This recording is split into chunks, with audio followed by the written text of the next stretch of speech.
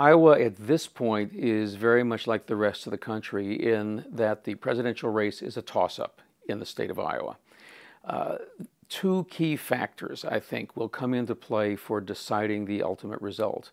One is, what will independent voters in the state of Iowa do? And they are a plurality of registered voters in the state of Iowa. Independents are around 36%, Republicans just shy of 33, Democrats a little over 31%. So you can't win the state without the support of independents. So number one, what will independents do? The second central factor here in Iowa, and it's not that different from the rest of the country, is turnout.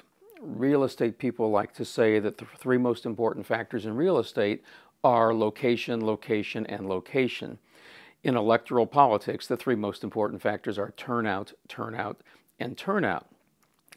In 2010, for example, you had a much more Republican electorate than we did in 2008, both in the state of Iowa and nationwide. For example, nationwide, using 2008 as a base, in a midterm election, turnout always declines, but not equally.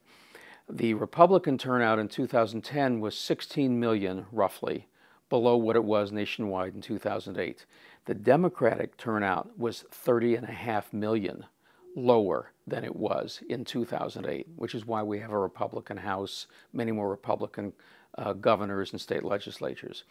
Iowa was no different. Turnout in Iowa in 2010 dropped 413,000 from what it was in 2008, and it was a much more Republican electorate. In Polk County itself, in central Iowa, where Des Moines is, normally a Democratic bastion, turnout dropped in 2010 by 53,000.